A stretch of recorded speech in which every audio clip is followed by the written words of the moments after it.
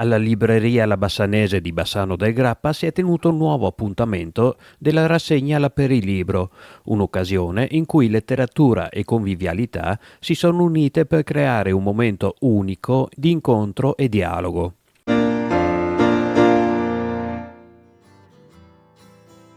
Protagonista dell'evento è stato Fulvio Hervas, autore amato per la sua capacità di intrecciare indagine e territorio, che ha presentato il suo ultimo romanzo Il tatuatore innamorato, edito da Marcos y Marcos, in cui il celebre ispettore Stucchi è al centro di un nuovo, avvincente caso. Allora, del libro, che sarà l'ultimo, quindi chiudo un ciclo, mi ha accompagnato 18 anni, quindi è stato una sposa, un amico di casa, mi ha fatto molta compagnia, ho scritto delle cose che volevo scrivere, soprattutto tematiche ambientali. Adesso è diventato grande, ha il corpo di Giuseppe Battistone, cammina e come tutti i figli va per il mondo e io lo guardo fare delle cose che sicuro mi piaceranno di sicuro.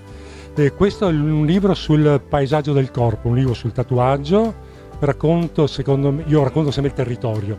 L'ultimo territorio che ci resta è il corpo, no? E quindi tatuare è fare paesaggio, ma quando tu tatui sul tuo corpo devi imparare che puoi anche correggere il paesaggio fuori, quindi cura di sé ma cura anche del luogo in cui vivi. L'incontro, moderato dalla giornalista Federica Rossi Augusta, si è concluso con un aperitivo offerto dalla libreria.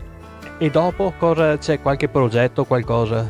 Sì, farò un nuovo giallo, forse per il prossimo autunno, una poliziotta, quindi sarò un uomo, chiamiamo così per facile, che racconterà non solo una poliziotta, un'ispettrice capa che ama le donne, quindi la sfida è doppia, tutto ambientato Marghera, Mestre Marghera, poi proiettato chiaramente su Venezia. Il tema in questo caso è l'iperturismo, quindi la Venezia che muore schiacciata dai turisti. E l'uscita? L'uscita probabilmente a ottobre-novembre del prossimo anno, ma però sono a metà del guado. Ci sto lavorando.